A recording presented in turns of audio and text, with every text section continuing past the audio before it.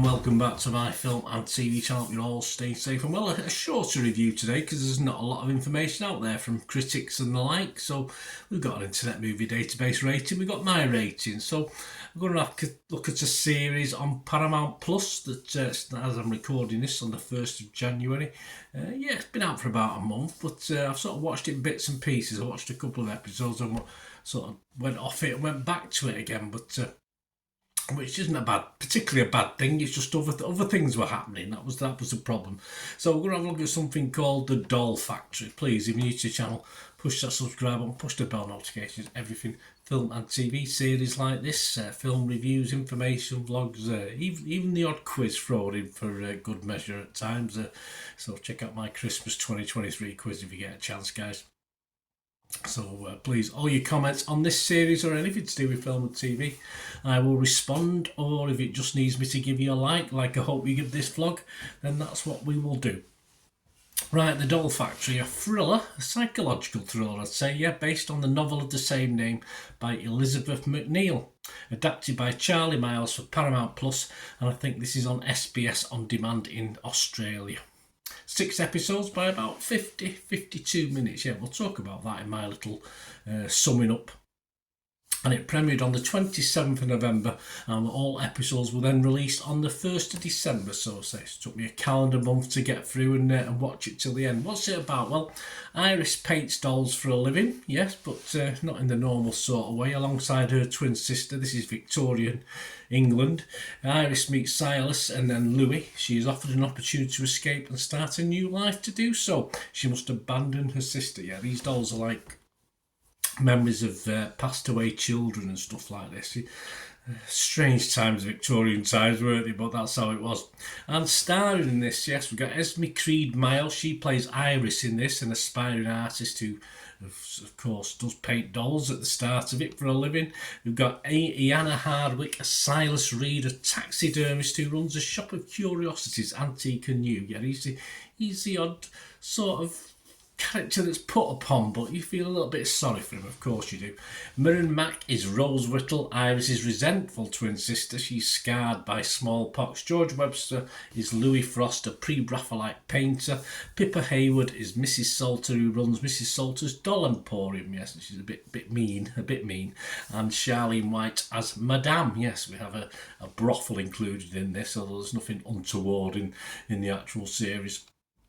Score-wise, yeah, as I said, only Internet Movie Database, and 413 scores and reviews as I'm recording this, as I said, on New Year's Day, about 4 PM in the afternoon, and it's getting an average just under that 6 out of 10 I like to see, 5.7 out of 10. And I do know from reading some of the reviews and looking at various things, a lot of people didn't get past the first couple of episodes of this, which is where I stopped for some reason. Well, not for the fact that I wasn't enjoying it, there was other reasons behind it, but it is noticeable, and I would recommend you at least give it 3 episodes before you make some sort of decision on it. So that brings me on to my little thoughts. I mean, it is a dark tale. Doesn't always quite work, unfortunately. As it moves along, it does gather momentum nicely, sort of hooks you in a little bit with the strangeness of it all, and then it does stall a little by the time the story ends up reaching its climax again. So it builds and builds and builds, and then just stutters along as we get to the last episodes. I think looking at it, 6 episodes is perhaps a little bit too much. I think 4 episodes may have actually been tighter and more interesting and told the story a little bit better. There are some good characters in it. Never one or two I'd like to see fleshed out a little bit more than they are, although there's one or two also that sort of fool us initially and give us an idea of what they're like, and we're trying to figure out certain things as the series goes along with any psychological thriller. But yeah, so one or two do fool us into a false idea of what they are. But yeah, some good characters. As I say, I wouldn't mind a bit more fleshing out on one or two of them, and a bit more subplot for one or two of them as well. But overall, it's okay. It's a shame as everything is set up for a nice Victorian, dark, sinister psychological thriller, but it just fails, I think, to hit the mark on consistent storytelling. It doesn't quite. It works in parts and not in other parts, though not unwatchable, of course. It could have been a lot more, I think. There's certainly a good basis for a story. I just thought a little bit of a few tweaks here and there, I would have perhaps enjoyed it more and it would have appealed to more people. So I am going to give it a score. I'm going to give it slightly higher than 5.7 because I thought this was watchable. So I'm going to give it my watchable score, which is 6 out of 10, of course. If it was Metacritic I was looking at, I'd give it a mixed review. And Rotten Tomatoes, you've only got fresh and rotten. I'd have to give it fresh. It's certainly not rotten.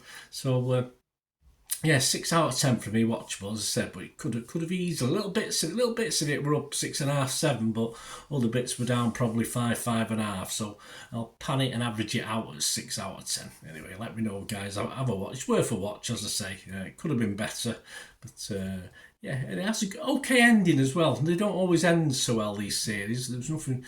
The ending was okay. I say it was a bit of an anticlimax rather than a big climax for what happened, but yeah, it ended nicely. I don't expect it didn't set itself up for a sequel anyway, which I like about series. You don't have to do that. If you want to make a sequel, you make a sequel. You don't have to set it up.